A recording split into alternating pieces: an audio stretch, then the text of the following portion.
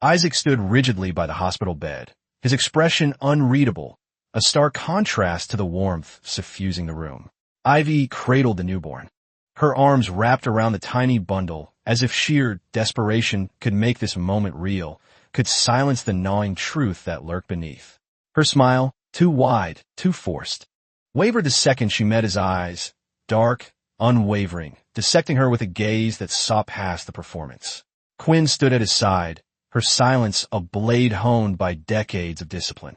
Cadence, on the other hand, beamed with grandmotherly pride, oblivious, or perhaps willfully blind, to the storm about to be unleashed. A nurse stepped forward, clipboard in hand, her voice light, routine, as she handed Isaac the form. "Mr. Mercer, we just need your signature for the birth certificate." The air thickened. Ivy stiffened.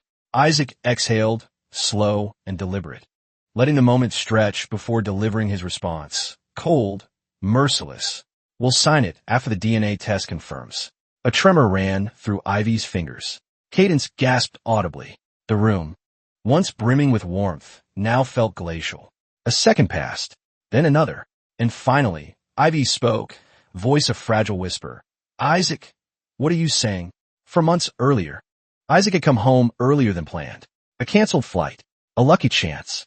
He had expected to surprise his wife, maybe even wrap his arms around her and pull her into bed before she had a chance to protest. Instead, the surprise had been his. The moment he stepped inside, he felt a wrongness in the air, a shift in energy. A rhythmic, breathless moan floated down the hallway, punctuated by the creaking of their bed. He didn't need to move closer to know what was happening, but he did. Isaac's feet carried him forward, silent as a ghost, his pulse thudding in his ears. The bedroom door was cracked open just enough for him to see Ivy on all fours, her back arching, fingers clawing at the sheets. And behind her, Dylan, his muscles taut, his grip merciless on her hips, thrust into her with a force that made Ivy shudder with each impact. Fuck Dylan, Ivy gasped. "You feel so much better than him. Oh God, don't stop." Isaac felt something deep inside him shatter, but his face remained impassive. His hands trembled, not with rage, but with something far colder, calculation. He pulled out his phone, pressed record, and while Ivy came harder than she ever had for him, Isaac captured every second of it. Not for revenge, not yet, because justice is best served cold, and he had time to let it freeze. The hospital room still carried the weight of his accusation, the air thick with disbelief, but Isaac wasn't finished. Ivy's trembling lips had barely formed another protest when he reached into his pocket, pulling out his phone with the slow, deliberate movements of a man who had been waiting for this moment. "You want to know what I'm saying?"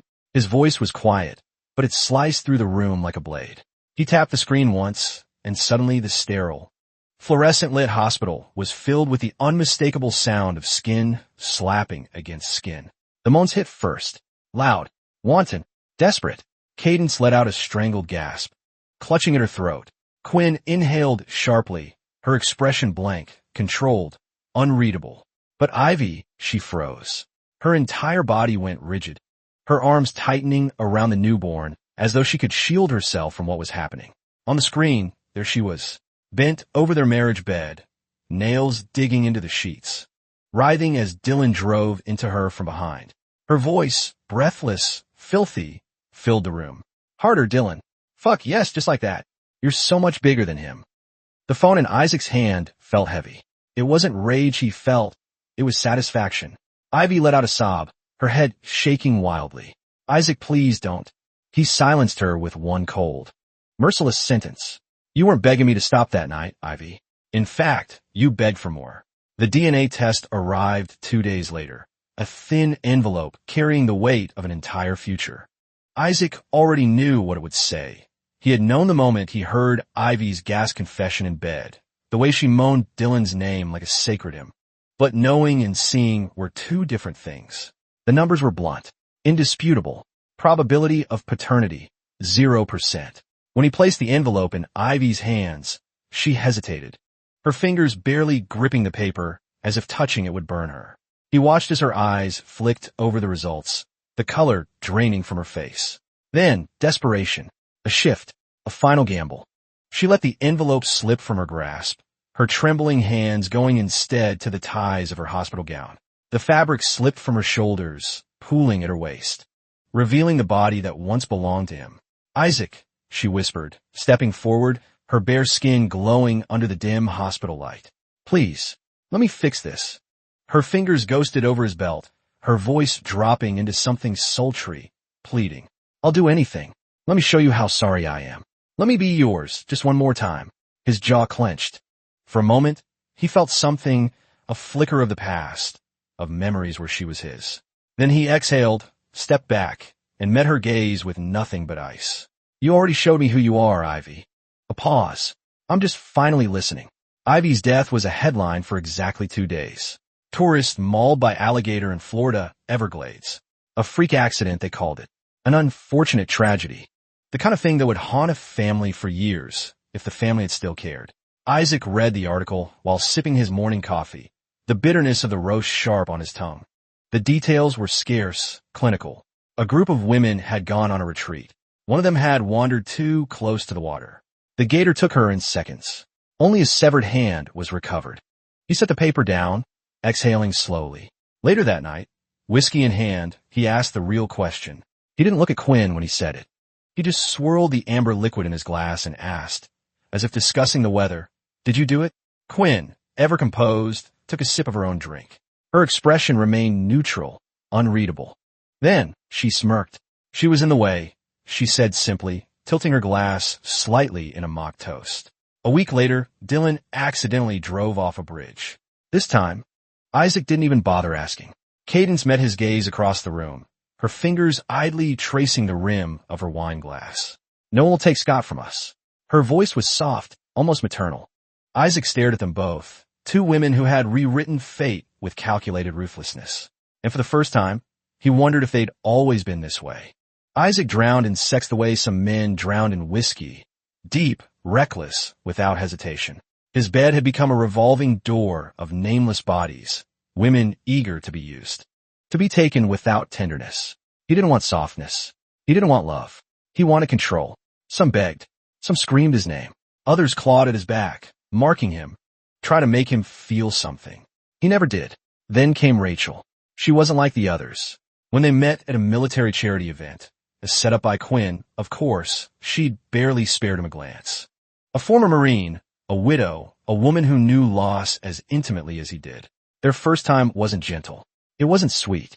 It was war. Rachel pinned him first, her body pressing into his, her breath hot against his ear. "You think you're the only one who wants to fuck the pain away?" she whispered before sinking her teeth into his shoulder. Isaac flipped her over, took her hard, fast, without mercy, and she took him back. "No hesitation. No pretense."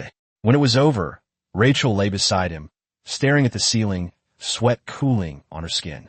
She didn't curl into him. She didn't ask him to stay. Instead, she laughed low, throaty, dark. "You're a mess, Mercer," she murmured, eyes half-lidded. "Good thing I like fixing broken things." Isaac exhaled, the ghost of a smirk tugging at his lips. For the first time in a long time, he thought maybe, just maybe, he wasn't beyond repair.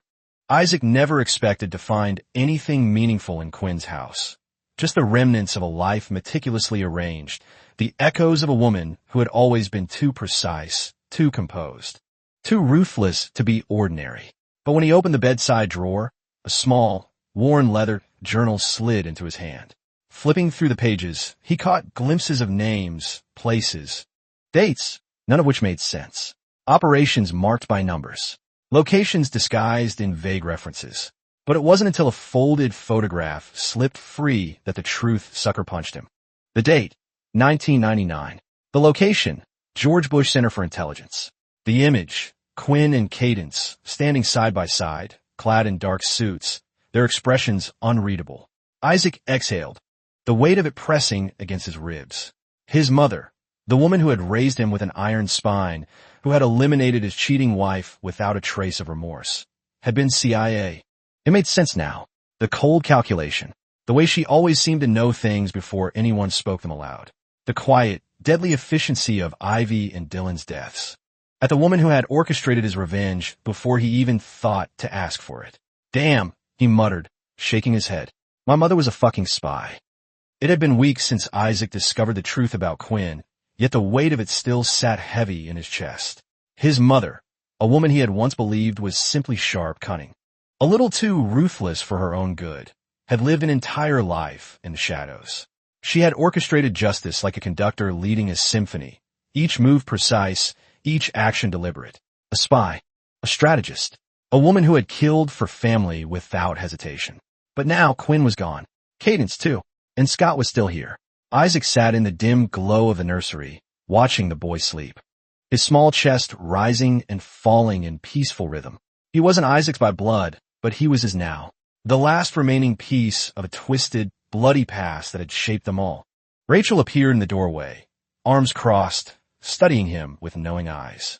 "You're thinking too much again." He exhaled. "I'm thinking just enough." She leaned against the doorframe, a smirk tugging at her lips. "And what's the conclusion, Mercer?"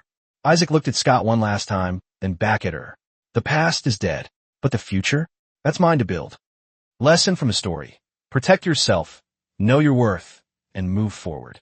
In today's world, betrayal, manipulation, and deception aren't confined to dramatic stories. They happen in real life.